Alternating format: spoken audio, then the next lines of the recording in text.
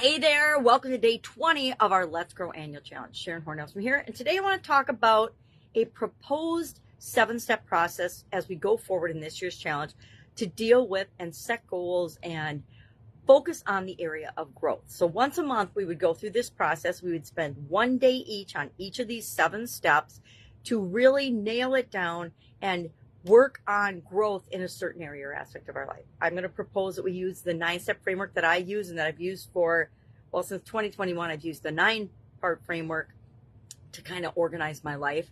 But prior to that, for decades, I've used the 7-step life framework that I learned from Tony Robbins and Jim Rohn. I learned it actually from Jim Rohn first, and then Tony Robbins taught it in depth he still teaches it today. He still uses the same life framework as far as I can tell.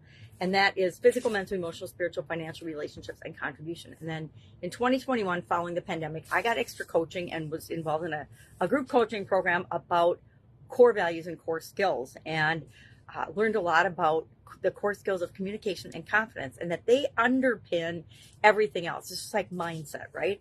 Our thoughts, our beliefs, our feelings, as well as, which is, physical, mental, spiritual, relationships, all of those tied there. They all interlink, right? Every area of the life framework interacts and influences every other area of the life framework. So that's why when we do exercises like yesterday, we look at the law of attraction, we say, okay, what impact might the law of attraction have on each of these different areas and aspects of my life? We can do our life overall, but sometimes that's just too big and too much for us. So today I want to talk through this process, and then we're going to test it today. I think as I was starting the video, I thought I'm going to test it today and tomorrow for sure and see where the process is a little off, because I learned last year we selected a goal process for the year, but there were a couple of steps that as we applied them, I usually found myself switching them around a little or doing part of one step before another. And so I want to make sure that we test out our process this year before we commit to it, because we want to install it in our subconscious so it becomes automatic for us. So step 1 of the process is to know what you want. Set a clear goal and objective of the area and the aspect of growth that you want to work on. Step 2, assess your current situation.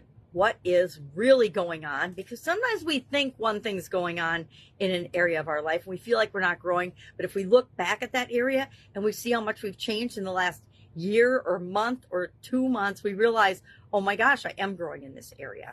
So we want to, number 1, know what we want. Number 2, determine what our current assessment and situation is. Step 3, create action plans. How are we going to get from where we are to where we want to go? Well, we have to create a couple of action plans and decide what kind of action we're going to take in order to go from where we are to where we want to be. Step 4, continuous learning. I am a huge believer in continuous improvement and continuous learning. Why? Because the world is changing all the time, and so we need to learn and grow and keep up with it. So step 4 of our process is to learn, to stay curious about ways that we can grow in every area and aspect of our life, but in the specific one we're working on as we go through the process. Step 5, regular reflection. We need to think about and pay attention to, conscious attention to, what is going on in this area or aspect of our life, and are we growing or not? How are we going to know? Step 6 is adaptability and resilience. We're going to have to measure and pay attention to what's working and what's not working, and make changes and tweaks to our plans as we go along to achieve what it is that we want in this, for growth in this particular area or aspect of our life. And step 7 is collaboration and seek support.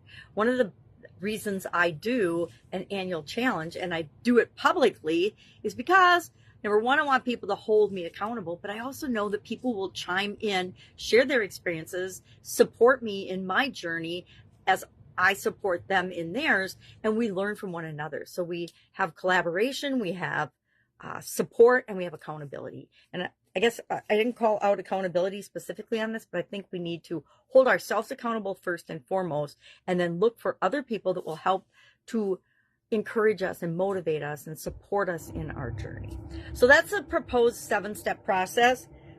What do you want? Set clear goal, assess your current situation, create an action plan, continuous learning, regular reflection, regularly reflect, and I'll simplify this and give it easier names to remember.